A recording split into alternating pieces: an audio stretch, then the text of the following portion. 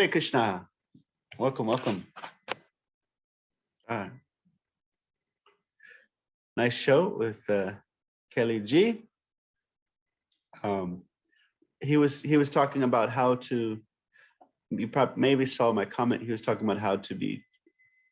He wanted to be true to himself and navigating like the whole music industry and not wanting to become corrupted by this situation.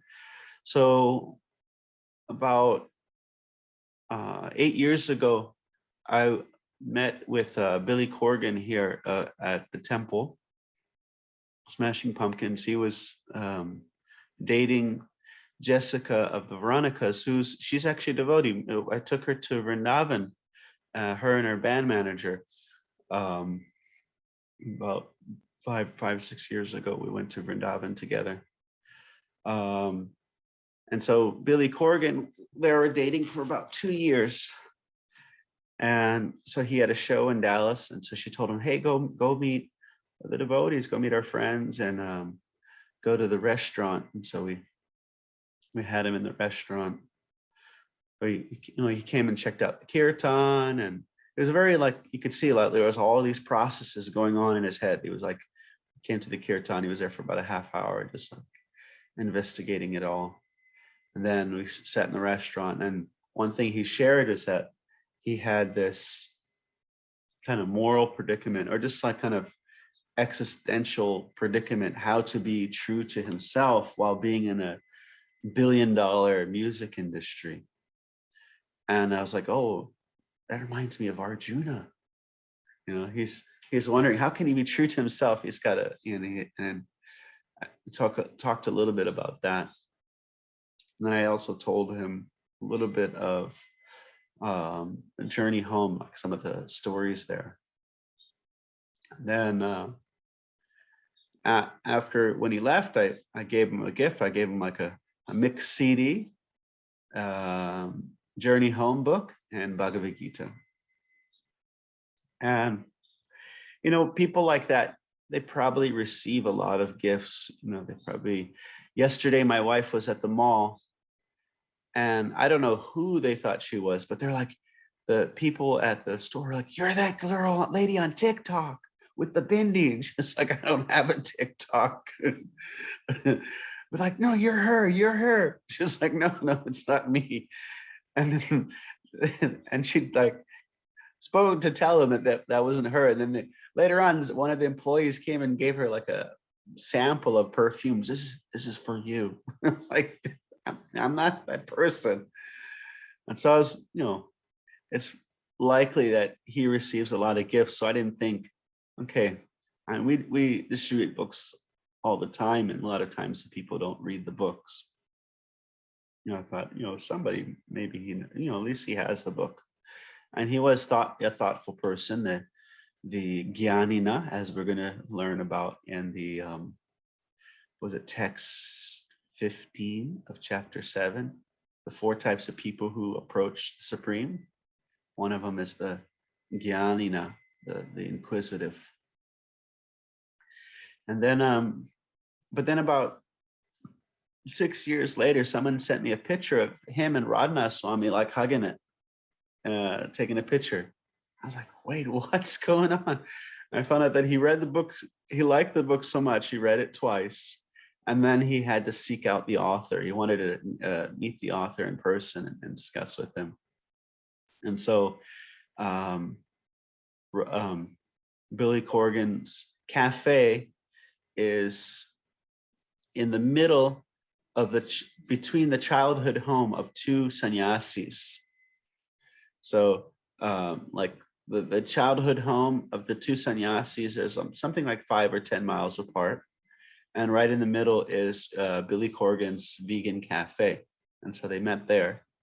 And that's where the picture was sent. And so following that, after I got sent there's some TV interviews where Billy Corgan is talking about Bhagavad Gītā, he's talking about bhakti yoga and meeting the Swami and things like that. So it was very, very cool. Jai. Dana K, Hare Krishna. welcome. Krishna. Thanks. Is it okay if I listen today? I'm not feeling real well, but I feel like listening kind of helps my mind and my spirit. Is that okay? Oh, no. Yeah. I appreciate it. I Thank hope you so start much. feeling better soon. Thank you so much. So Evan asks, who was the two sannyasis? So Radha Swami lived, I think it was 5 or 10 miles away from the childhood home of Giriraj Swami in Chicago. Yeah, and then right in the middle was, smack in the middle was, now is the vegan cafe of Billy Corgan.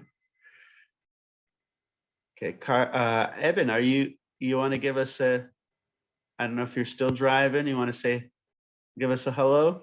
How you doing? Hello, yes. No, I've just pulled up. Oh. I'm about to pin. It's very in and out, the connection. Okay, 1 sec then. 1 sec. It's a little bit, it's better without the video though, actually. We can hear you better. Oh.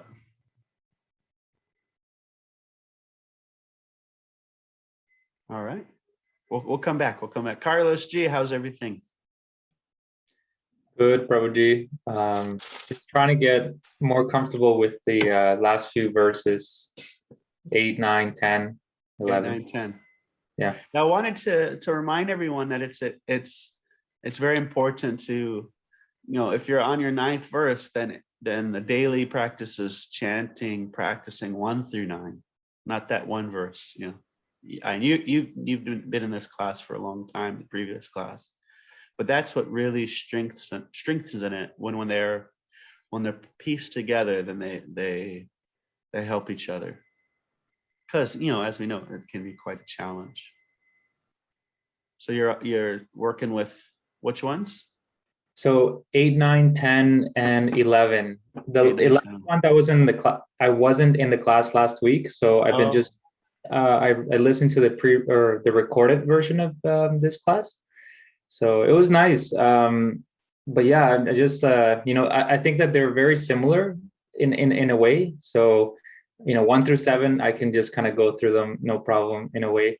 And then 8, 9, 10, 11, it's like, well, okay. It's a whole Let's make you different sweat a little. Yeah. All right. When you get a workout, that's when you start sweating. Edward G, how's everything? Yeah, everything's good.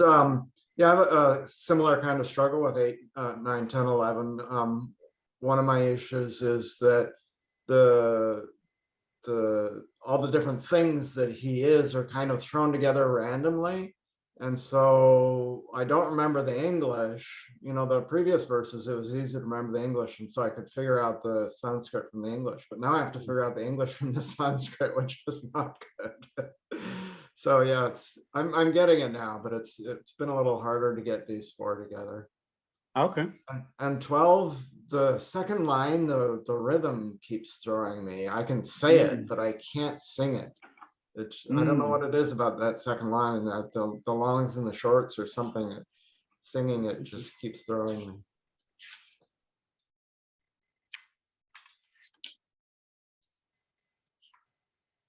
me. Okay. All right. So let's give it a reading. Ye cheva satvika bhava rajasash tamasascha ye mata eveti tan vidhi natvaham teshu te mayi. Is anybody here in a sage group? Not. Edward, you got a sage group. Nice. Cool. Who's the group leader in? Damodar. Okay, from Tucson. Yeah. Is he Baba Wellness? Yes. Oh, cool. Yeah. So I guess he's the husband of the woman that was on. I met him here in Dallas. He was driving through, and he was he used to live in the East Coast, and he has a yoga studio there, and then they settled in Tucson. Or they had a yoga studio, and they started a whole bhakti community where they live. And then they moved to Tucson, and they did the same thing. And so we met. Yeah, I like him. He's nice, really nice guy. Oh, But unfortunately, it's the one slot where I was able to have time during the week to practice with people. So my Tuesday evenings are shot now. yeah. Being on the West Coast, everybody else seems to be east of me, so I could do almost any weekday evening, but everybody's in bed by then. Yeah. Nice. Ye cheva satvika bhava rajasash tamasaschaye mata eveti dhan vidhi natvaham teshu te mayi. Okay. No. So, Carlos, which word in the verse is no? Knowing. I want to say vidhi. Vidhi, yes. Vidhi. Know that all states of being, and bhav is the bhavaha is states of being. Be they in sattva, goodness, rajas, passion, or tamas, ignorance, are manifested by my energy. I am in one sense everything, but I am independent. I'm not under the modes of material nature, for they, on the contrary, are within me. Okay, let's start with verse 1 and we'll work our way up. We'll just give a little overview. Shri Bhagavan Uvacha Maya Shakta Manaparta Yogam Yunjan Madashraya Ashamshayam Shamagramam Yata Yashasi Tachrino. So, Eben, throw in tell me one of those words mean in the verse. Oh, he's got a biscuit in his mouth, a biscuit. So, well, Carlos G, give us one of the words there. The translation of them?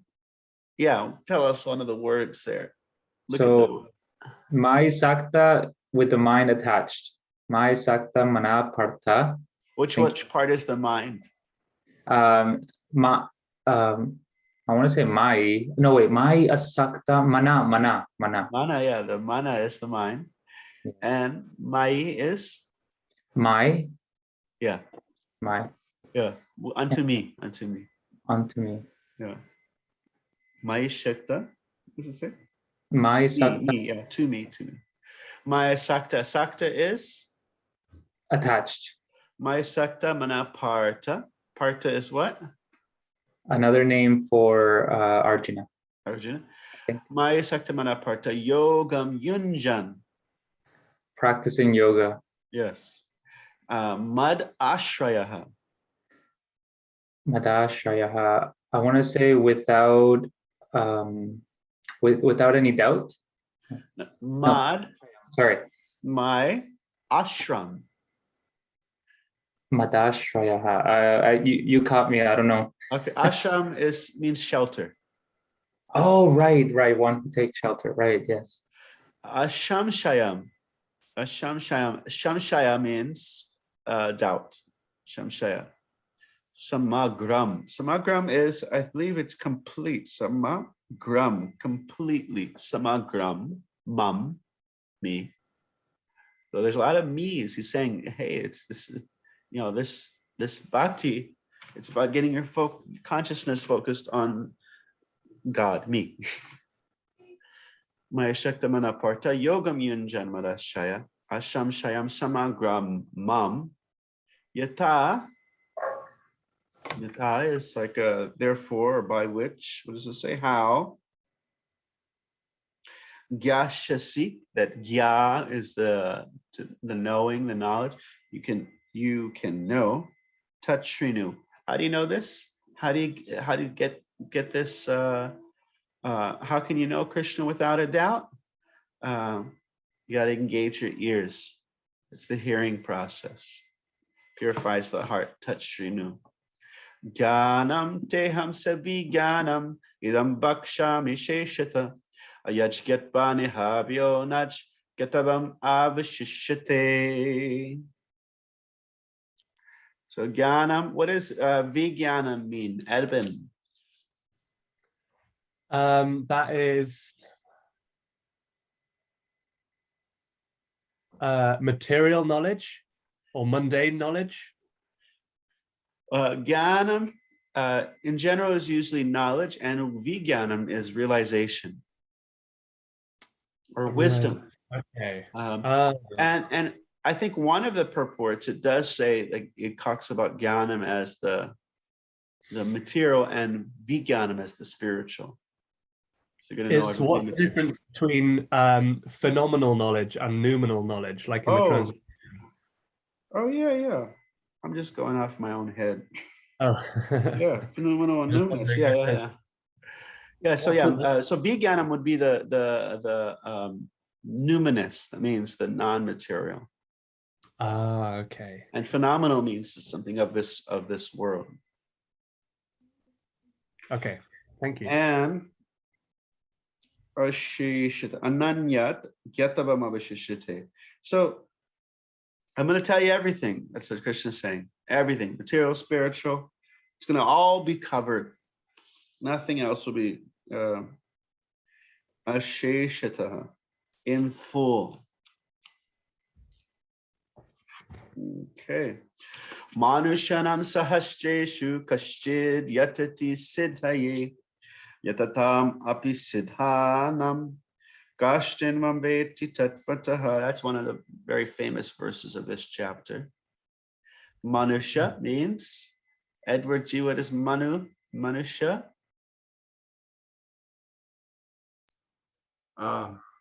People. People, yes.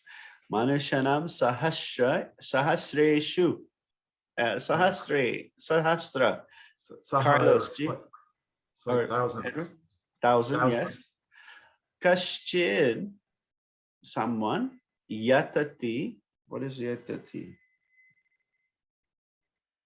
Endeavoring. And yatatam, of those who are endeavoring. So the trying to. What are they trying to get? Siddhaye, siddha. What is siddha?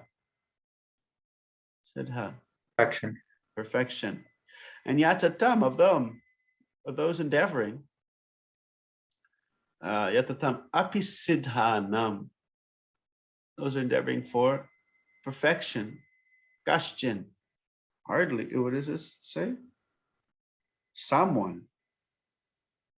Mam veti tattvaha. Only someone knows me. In tattva, in fact. What English word tattva? What English word is there? Like tattva. That sounds like tattva. Tat. Om tat sat. What does tat mean? Anybody remember that one? Truth. You just have to add one letter. That, yes. And va is like ness. Thatness. So what does thatness mean? In something you can clearly identify, that. If something has thatness, means it's something that can be clearly identified. It is a truth. Tattva is often used for truth, or it's often used to identify categories. Okay.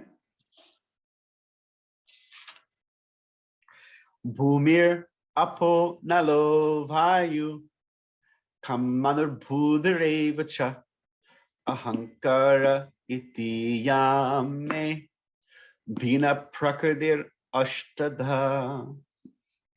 This is for the Avatar Last Airbender fans. You got there. They got 4 of the elements. They missed the space element. If they had a space bender in the cartoon, it would have been really cool.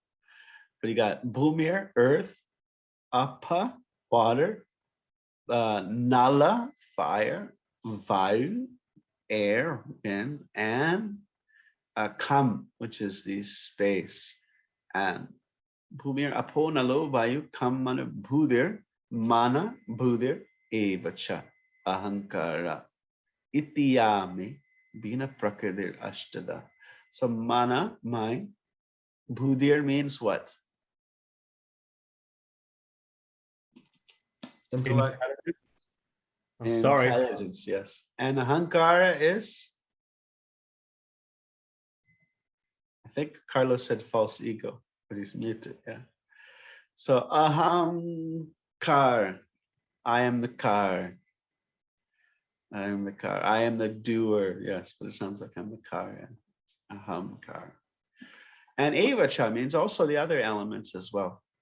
Ahankar ityame, Bina Prakratir Ashtada. Bina means these are separated, like Prabhupada says, the microphone. When the sound goes to the microphone, it is the recording is Prabhupada's voice, but it is separated. It is a separated energy. Bina Prakriti Ashtada. Apareyam itastwanyam prakritim vidhi me puram jiva bhutam mahabaho yayadam dharyate jagat. Apareyam. Apareyam. Apareyam. Is that? Apada. Oh, there we go. So you got like Parama Atma, super Atma, super soul. And you have, what is a, there's a Paramatma. What are the, I'm trying to think if there are any other words. I have Param Dhamma means supreme abode. That's in 9th chapter. But it says apara, inferior, not super. Inferior. Apareyam. Ayam. So there is another. Besides this, ita. Besides this, there is an ananya. Anya, there's another. Prabhu, can I ask a question? Yes. What does Paramahamsa mean? Paramahamsa. So it means the great swan. Hamsa is a swan. Or it's actually, someone looked it up and said it's a particular type of super goose. Super goose. Hamsa is this type of bird that, what is it? It's like the blue ringed, and like they have blue rings on their necks, goose. These birds can fly at 30,000 feet. Over, like you could be, flying to India and this bird would be at the same elevation as you. Have very special abilities, the Hamsa. So that this particular bird, I think it's a Ravindra Swarup Prabhu. He is a Prabhupada disciple and also spiritual master. And he did an article about the Hamsa, figuring out, because, the Hamsa is kind of, the swan is like a general term, but it's a particular species of bird. And if you compare it to other birds, most waterfowl is at 6,000 feet. They're flying. This one's at 30,000, which is crazy. They fly over the Himalayas, So it's a super bird. So a very elevated spiritualist is called, very, very elevated, is called a Paramahamsa. Also, the Hamsa is said to be supposed to have this mystic ability, that if you mix water with milk, it can extract the milk and leave behind the water. So the Hamsa is, it can take the essence of everything and just take the essence and not take anything else. So this is the kind of characteristic of the very elevated saintly devotee. So if we do a Nectar of Instruction study, Nectar of Instruction, that's another one to memorize. At least I would say that there's 11 verses in Nectar of Instruction, and they go from the basic to the most advanced. And the verses, the last 3 verses, which are related to the most advanced, are crazy long verses. I've never memorized them. They're really long, and little kids can do it. Like, I don't know them. Like my kids did it in school, and they're also like, they're important to know, but they're not as relevant if you're, not a Paramahamsa.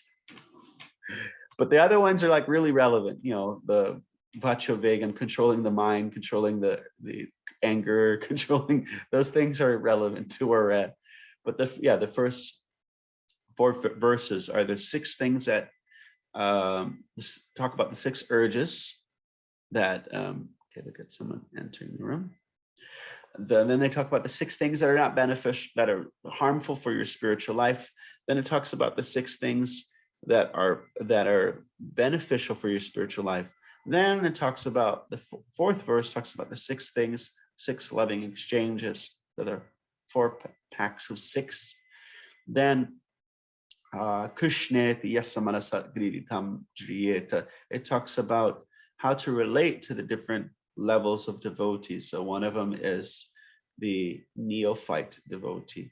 And the Neophyte Devotee is characterized by he only sees God and the deity and his guru, and he doesn't really recognize Krishna and others. So it's just like, get out of my way. I'm here to do my business with Krishna. And there's certain kind of mundane tendencies there. And then the Madhyama, he has a clear distinction between understanding those who are, he worships the Lord, he makes friends with the devotees, he helps those who are innocent, and he avoids those who are antagonistic towards the Supreme. And the Uttama, the Paramahamsa, he is so elevated that all he sees is everyone engaged in devotional service, because everyone is actually serving either Krishna's internal energy, like Srimati Radharani, or the internal Shakti Yogamaya, or we're serving the external energy. We're serving Maya, so we're always engaged in service. And so even the Paramahamsa, to be effective at communicating, has to operate on the Madhyama level, to be able to see, okay, this is an innocent person, and this is a person, a person who's open to some kind of learning, and this is a person who is antagonistic. And if I were to try to present something to them, it will just flame, they're going to hate the idea that they're not God, because that's why we come here, trying to be little gods. So it's going to make them more upset, so we don't force it upon them. Thank you for that explanation, Prabhu. Thank you. All right. So, Andrea, welcome. Hare Krishna. Hare Krishna. Where are you calling in from? Lenexa, Kansas. Oh, cool. Nice. We have one of our friends. He was in, what is that called? Wichita Falls.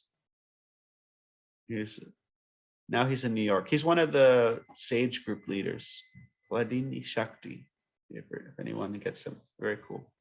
So we're doing an overview of all the verses that we've gone over so far.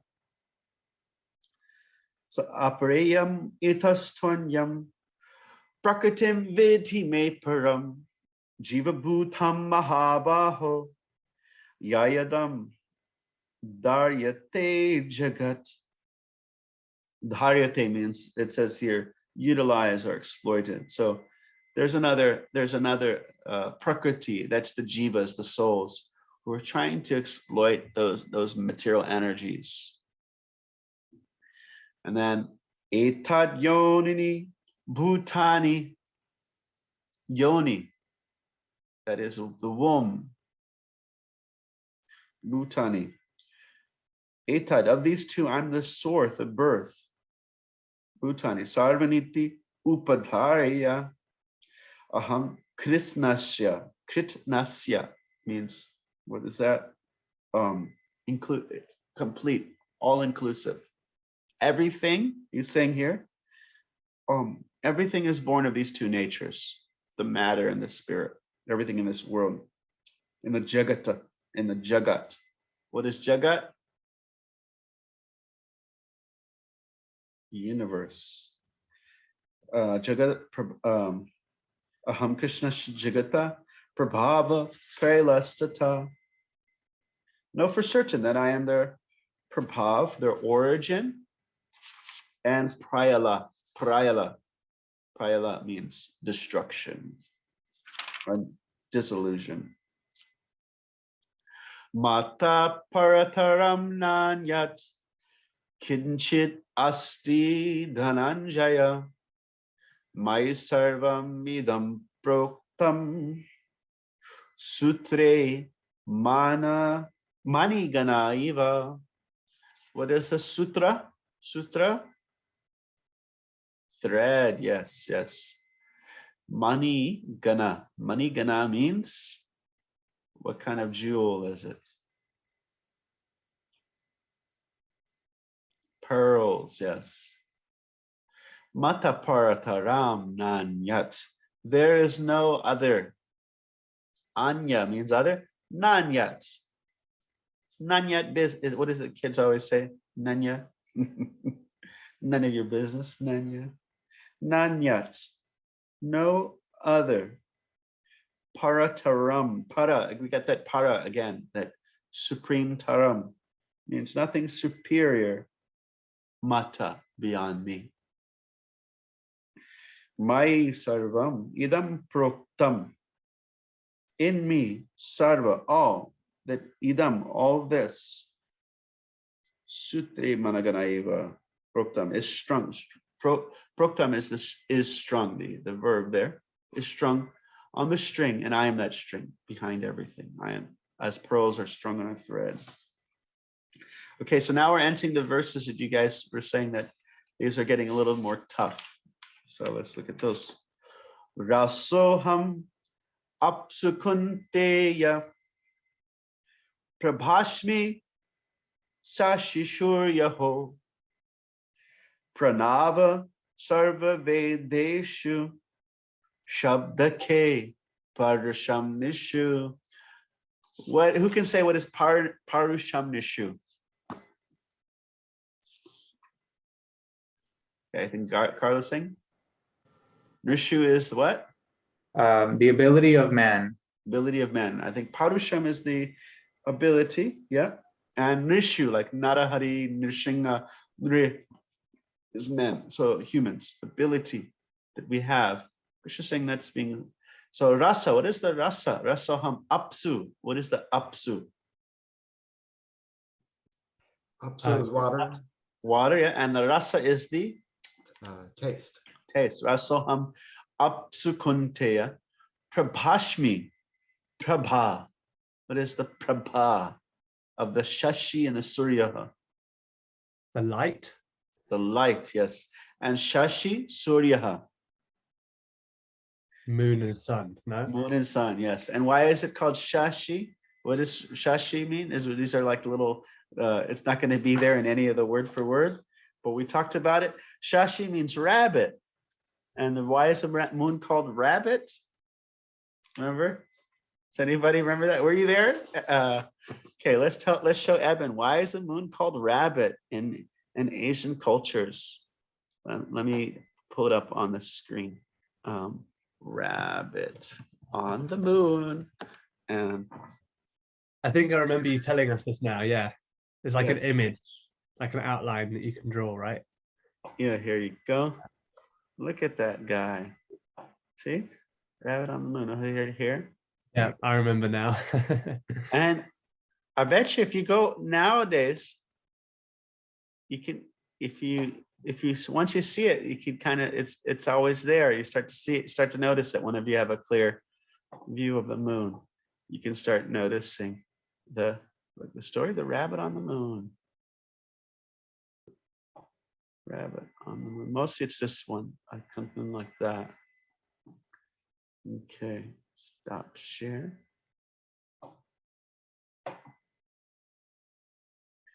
So Shashi means rabbit, but therefore it also means moon. Shashishurya, Prabha, Prabha. What is Prabha?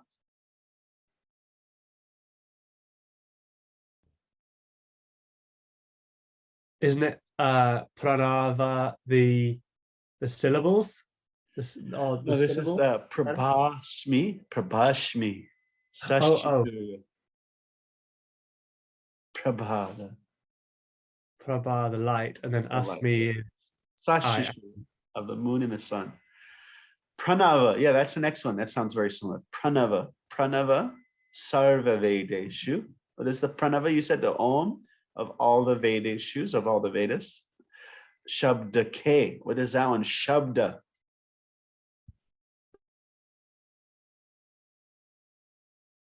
Shabda K. The sound in ether. Yes, yes, yes. Sound within ether. And then we read that cool purport that talked about sound being coming from the different chakras. That's their subtle sound, like just like you got the little words in your head. So that's the subtle sound.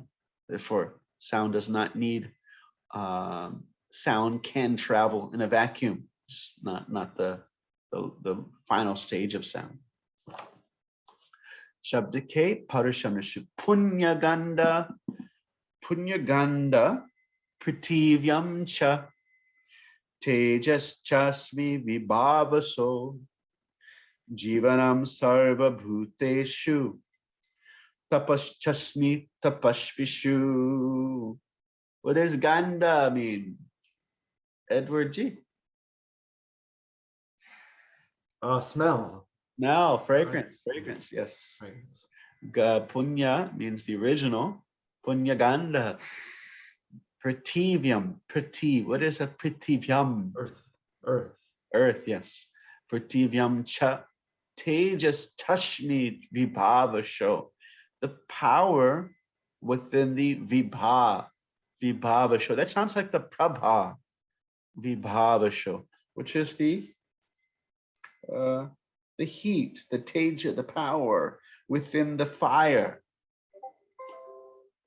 Vibhava show. Jivanam sarvabhuteshu, the life in all living beings. Tapaschasmi, tapashvishu, and the austerity and penance of the ascetics. Bijamam sarvabhutanam. What is the bija? Original seed. Yes, yeah, he's got the hand motion. Bijamam, yeah, planting the seed. Sarvabhutanam, all those bhutanams, all the beings. Sarva means all, yeah. Bijamam sarvabhutanam. Vidhi parta, no, oh Arjuna, sanatanam, eternally, the original. Buddhir matam asmi. Buddhi matam asmi. The intelligence of the intelligent. Tejas phenamaham. And that power of the powerful, or the strength of the strong. Tejas phenamaham. Balam balavatam chaham. I am that strength. Balam balavatam taham. I am the strength that is kama raga vivarjitam, that is free from kama and raga, of desire and attachment, or desire and greed. Balam balavatam chaham kama raga vivarjitam. Dharma varudha bhuteshu kamosmi bharatarshava. And I am that kama, I am that lust, I am that desire that is not going contrary, dharma aviruddha. I'm not kama, that is not going contrary to dharma. Kamosmi Bharatarshava. And that brings us to where we're at. Know that all states of being, ye cheva. And as we mentioned, I think this was in the previous class, the general tendency is when we see that in English is to say chaiva.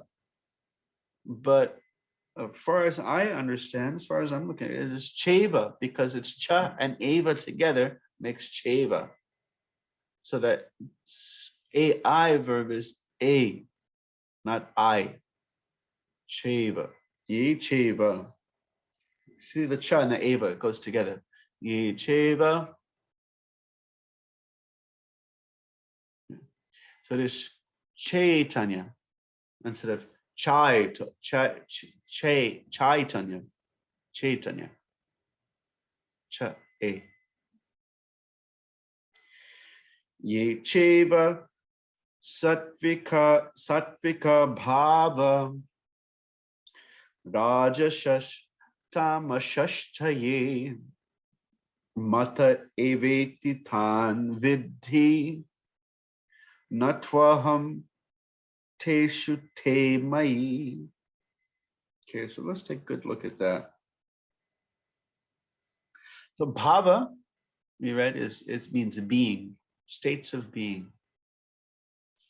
As Krishna says, yam yam vapi smaram bhavam. Whatever you're remembering, that you become in your next life. Whatever you're remembering at the time of death, that you become. So bhava is the to be verb. Yat ye cheva satvika bhava. So rather sattva, rajas, tamash, chaye, mata, from me, eva, certainly, iti, thus, tan vidhi, those who try to know. Na tu aham, but not I. Teshu, in them. Te mai, they in me. So this is like a little confusing. But he's saying like I, as it says here, I'm not under the control. On the contrary, they are within me. So I'm not in them, but they are within me. So let's read the purport. All material activities in the world are being conducted under the three modes of material nature. Although these material modes are emanations of the Supreme Lord, he is not subject to them. For instance, under the state laws, one may be punished, but the king, the lawmaker, is not subject to that law. It's a little different for all of us born thousands of years ago, thousands of years from kingly rule. It's kind of maybe unrelatable, but similarly, all the modes of material nature, goodness, passion, and ignorance are emanations from the Supreme Lord, Krishna. But Krishna is not subject to the modes of subject to material nature. He is therefore nirguna, which means that these gunas are modes, although issuing from him, do not affect him. That is one of the special characteristics of Bhagavan, or the Supreme Personality of Godhead. And the next verse also is just kind of touching that topic. I also like that it starts with the number 3, because it's a 13th verse, and it kind of helps us to remember what spot we're in. It's like the the song that we sing in the morning. Oh, the analogy of the simulation. The computer programmer is not affected by the way he programs. Oh, I like that. Yeah, that's cool. So that's a very good one. And there's it's like a slight touch of the analogy. It's like he's not affected, but he's still slightly affected by his his being encouraged by how the program is running, being discouraged. And then Krishna's like it's like there's nobody like Krishna. So we can only give analogies that are like kind of close to it. There's nobody, that's like the 9th chapter, where there's nothing in this world that is involved in something and not affected by that involvement.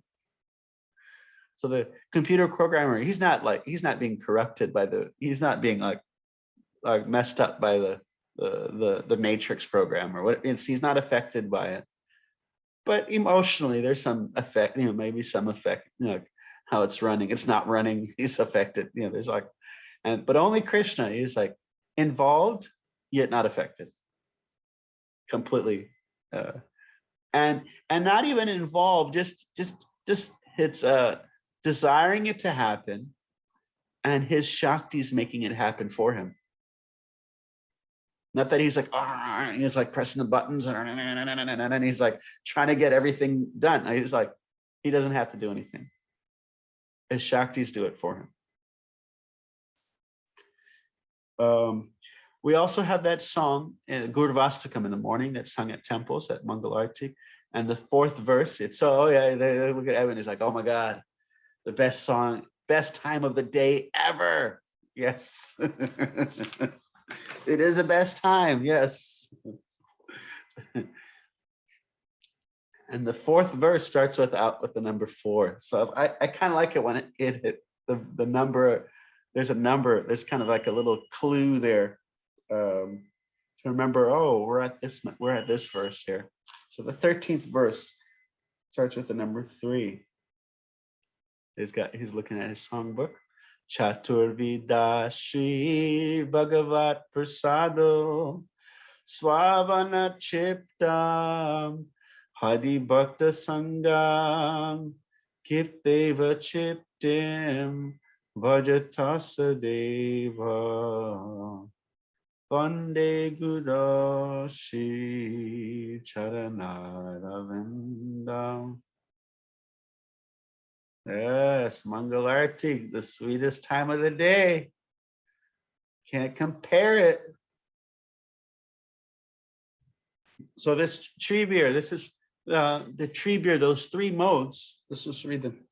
Tree beer gunamir bhavir ebi sarvam midam jagat mohitam, illusioned nabijananti. Therefore they don't know me. Mam evya param avyayam. Deluded by the 3 modes, goodness, passion, ignorance, the whole world does not know me, who am above the modes and avyayam, inexhaustible. So that's next week's verse, but it's being kind of called upon in the verse that we're looking on right now. If everything is within Krishna, all these modes are in Krishna. Why don't we know this? Why don't we see this? And then so verse 13 and 14 is giving us a hint. Why don't we know? If everything's coming from this one person, then why don't we know that? Verse 13 and 14 is telling us why. Okay. Ye cheva satvika bhava. One second. Ye cheva satvika bhava. So somebody else, Edward, could you read that? Or you could also bring up one of the lines that you said was difficult for you. I think you said it was. It's line 2. It's just the singing of it, the rhythm. Rajashashtamashashjaye. Yeah, Rajashashtamashashjaye. Ye cheva satvika bhava. Ye cheva satvika bhava. Rajashashtamashashjaye. Rajashashtamashashjaye. Rajashashtamashashjaye. Rajashashtamashashjaye. Mata eveti tan vidhi. Mata eveti tan vidhi. Natvaham teshu te mai. Natvaham teshu te mai. Natvaham teshu te mai. Natvaham teshu te mai. Oh, Andrea, I was wondering, do you have any questions? Any, is this your first time joining the live class? I think we might have seen you here before. No, this is my first time. Oh, okay. Nice, nice. Any questions do you have? Yeah, I did have a question. Yes. Sorry, my phone. I had a question when you were talking about combination of cha and ava and the Yes. pronunciation of that. Could you go over that again? Cha, ava, cheva. Just put the cha, ava, just say it together. Cheva. Okay, and why do you say cheva, not chaiva? Because cheva is just, it's actually just, it's the written form of cha and ava together. So in Sanskrit, oftentimes when you have words close together, you will, let's see, there's some other examples that are more kind of, maybe somebody here might know example, but sometimes certain transformations of vowels or consonants appear when you put words together and you say them very close together. So Sanskrit is always written phonetically, but the words that are being the words that are actually being spoken are ye, cha, eva, sattvika, ye, cha, eva, but without that pause becomes ya, cheva, ye, no, not ya, cheva, but ye, cheva, ye, cha, eva, ye, cha, eva, ye, cheva, ye, cheva. So it's taking out that pause there. So this, I don't know if you can see, I'm going to put my finger. There's a certain Sanskrit letter there. It's got two lines popping out the top. Mhm. And that's the vowel, the long vowel, a, Mhm. which is written in the Roman diacritical form as a AI. That's the how it's been chosen to be written. Just like the letter C is written and it's been chosen to represent the consonant sound cha, but you know, in English the C is not always, it's going to be more, it's going to be S sound or ka sound, or maybe with an H then it's a cha sound, but it has a it's meant to signify a specific sound. And so the sound that's being indicated by that vowel being shown in the AI is a E actually. Mhm. Okay, so in the Sanskrit pronunciation guide in the back of Prabhupada's book, when he writes the vowels above should be pronounced as follows, and then he has the AI, like the AI and IL. So you're saying that's different than what the spelling of A. Well, hold on, let me see.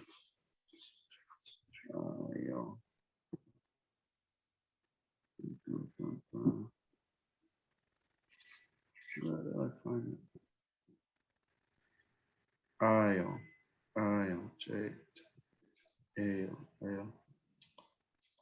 Okay, well, there we go. That's a little different from AE. I-O, J-O. Okay, well, the best, you know what we got to do, we got to get, we got to ask, not this Nityananda, but the Sanskrit pronunciation Nityananda. You know sanskritsense.com? Well, there's he's been a special guest on Wisdom and Sages. Like 3 or 4 times he's been on their show. He teaches Sanskrit, and he has a whole course on Udemy on Sanskrit pronunciation. I've never taken the course, so I couldn't answer the question. But he would be the person. Let's try to get in touch with him and say, hey, I know we're not taking the course, but answer this question, please. What's his name? His name is Nityananda, but Sanskrit Sense is his YouTube channel. Sanskrit Sense. He's really cool. He's a musician, and he's really specializes. Like, there's a lot of things you could learn in a language, like how to speak it. He specializes in pronunciation. Raghunath was taking his class for a little bit too. Nice. Okay. Yeah. It's actually a funny.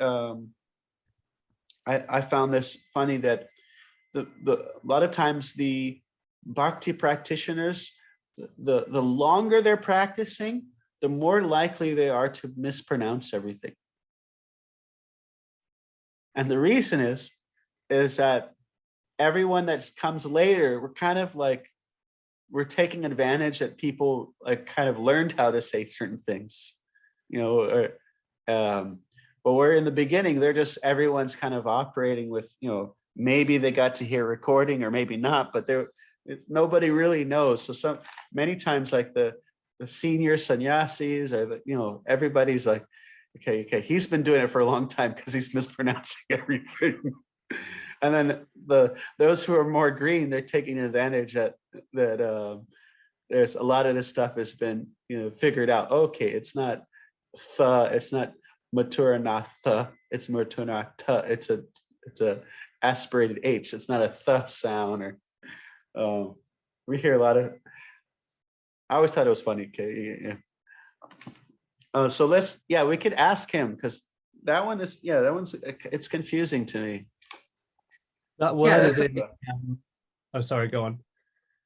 Oh yeah, I was just saying, I have a teacher locally that I often consult because she studied with Gita Kanjali, who's from India.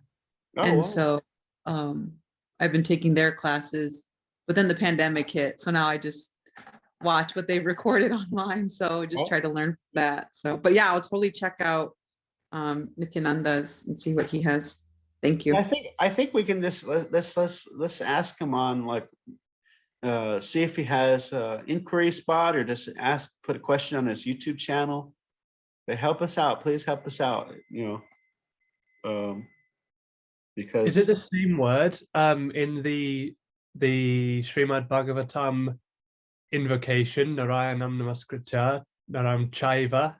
Is that the same one? Chaiva? Yeah. Figure out. Does it mean the same thing? Yeah, cha and ava, yeah. And certainly. Ava, certainly. Maybe it's somewhere in between. Maybe it's not a hard I-O. Maybe it's not a hard E sound. I don't know. Some of these sounds are hard to indicate in English, but I can't tell with certainty which one it is. I want to go back to that episode where there was that episode where it might have been Nityananda came on and did the correct pronunciation, like the correct. Oh yeah, we can just like listen to that one. Yeah, I don't remember which one it was. Yeah. Also, it's hard reading those things that tell you how to pronounce it, because who knows what accent the person who wrote that had. If it was an American accent or an English accent, or what part of England or whatever. Yeah. So just going by a written thing of pronouncing it like this word is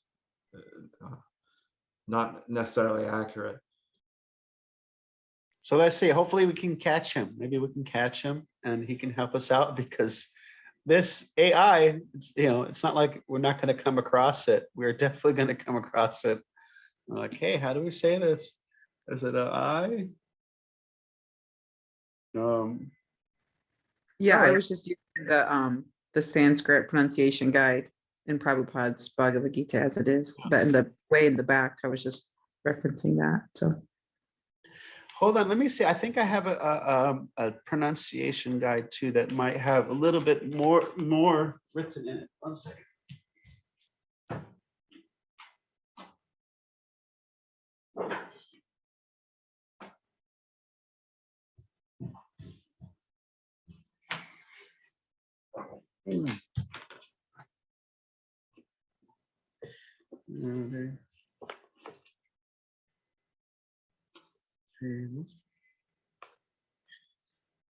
Okay, what does this say?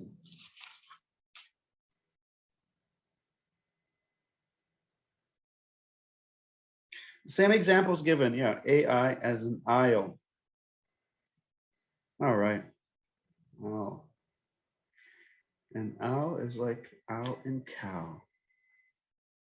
AI represents a single transliterated vowel. All right. Chaiva, chiva, chaiva, io, chiva. We'll do a chiva. We'll do chiva for now, and then Carlos. Oh, he had to go. Haribo. Actually, I think we're just about time. Yeah, today a lot of times we spent, Andrea. A lot of times we spent digging into the verse and into the commentaries. Most of the subject is not too of like a aloof subject. It's not a very, I would say, complicated verse, but we spent a lot of time today on the overview of the previous verses. Some of our friends here were saying that they have 1 through 7 memorized quite well, and then they start to struggle 8, 9, 10, 11, and heading into 12. And so we kind of did an overview. But our general thing is we dig into one verse, and then oftentimes we break into, if we have a big enough group, then we break into smaller groups and test each other, practice amongst each other. What is this? Got another link there. Oh, there we go. Let's see. He's got Panchatattva mantra. Yeah, that's Mr. Sanskrit text. Okay, I'm gonna turn it off because my computer's gonna run out of brain juice.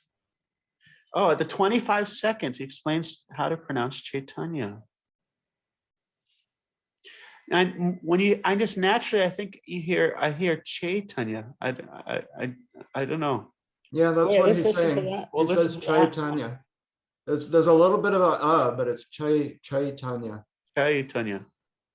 Chaiva. It's still a little bit of an E kind of sound. It's not there's the E sound, but there's a before it, but it's very fast. So it's a.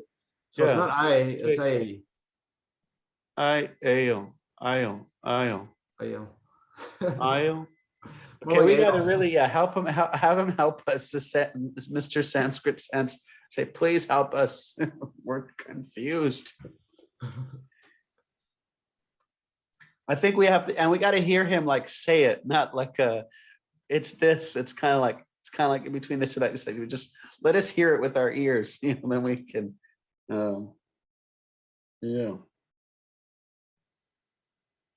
All right, so I think we're on the time here. Any last reflections or comments? Hi. Dana K, I hope you're feeling better. Good to have you. Thank you so much. I hope so. Thank you. Thank you. Yeah, get better, get well. Andrea, so nice to meet you. Likewise. Are you a Wisdom of Sages listener? No, I just I've known about them for a while, but with like social media and podcasts and phone usage, I feel very much like inundated. So I just didn't listen to anything on podcast. And so I was like, okay, I'm going to try it. So I started listening to their podcast and was like, oh, we have a shloka class. And I attend the Kansas City temple. Nice. RV ISKCON over there. And they have a morning shloka class. And it's just like a quick, 15-minute thing. It's nothing like, oh, you're going to have this memorized by the end of the, 15 minutes, but just more exposure. But I would like to commit to memory more shloka. So when I heard on the podcast, like, oh, we have like a shloka class and they're memorizing like chapters a day. And I'm like, what? I must know this person. What is happening here? So they're like, just blah, blah, blah, and you'll be connected. And I was like, I'm doing it. Yeah, it really helps when you put it together, all the verses. It really makes a difference. Because oftentimes what happens is people lose steam because you'd only remember what you use. And most of the time, most of us are not going to have the opportunity or even perhaps the intelligence to use random multiple verses on a regular basis. But any fool can sing a song, and that's why when you memorize a chapter, it's a different ballgame. It really. And we have Eben. He has 11 verses memorized. He's got, he's working on his 12th one, and they just got to meet him at the Soho Temple. It's his first time walking into a temple door, but he's got 11 verses memorized. And so it's really far out, even without that close physical exposure. He's experiencing, wow, it can be done. Even if someone's not as having such a long-term familiarity with Sanskrit or reading familiar with the words because they've been reading the books for a long time. Working together, that makes that helps a lot because there's that accountability. We're all trying to progress at a certain rate. That helps us a lot. And then we also do physical acts. We act out the words. We don't want a disconnection between the Sanskrit and the English. That there's some magic words that we recite, and then there's some English that we recite. We actually will want to be conscious of the words that we're saying, or at the very least, maybe about 50% of the words, to the point where we can remember what the translation is. We may not be able to translate it, but if you've already heard the translation dozens of times and you know the words in the verse, you're like, oh, it's that verse. Or even if you know all the words, you don't need grammar because it's already been translated for you, so you remember what the translation was about. So acting it out, working together, the fact that it can be, they all lead to each other, they all connect to each other logically helps, and that it's a song that anyone can sing. It to chant chapter 7 takes about 3 to 5 minutes, maybe 6 minutes. And how many of us, we know the lyrics of so many 5-minute songs, 6-minute songs? We can't get those lyrics out of our heads. So that's what this chapter will be. It will be like something that we can recite. And now you're starting on verse 12, but that doesn't matter. Like Carlos, he started in the middle of chapter 15. And when the class was over, he just followed the recordings and practiced and made his way back to the, where he came in the middle. So he got the whole 15 chapter memorized. So that really helps out.